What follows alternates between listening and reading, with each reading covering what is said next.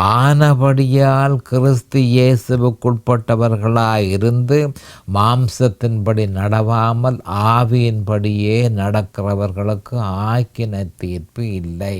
வேத படிப்பு, உபவாசம், ஜெபம், தசமபாகம், காணிக்க, தான தர்மம், சபை பிரசன்னம், வைராக்கியம் இதுகளை ஒரு கிறிஸ்தவன் செய்யும் பொழுது மற்ற கிறிஸ்தவர்கள் அந்த கிறிஸ்தவனை எப்படி அனுமானிக்கிறார்கள் என்று சொன்னால், அந்த கிறிஸ்தவன் ஆவியில நடக்கிறான் என்று சொல்லி அவர்கள் அனுமானிக்கிறார்கள். அப்படி அல்ல என்பதை முதல் கண் நாம் தெளிவாக அறிந்து கொள்ள வேண்டும். இவைகள் யாவும் பொருத்தமான விசுவாசத்தினால் ஏற்பட்ட பிரதிபலன்களே தவிர அவைகள் ஆவிக்கேற்றபடி நடப்பதென்பதல்ல.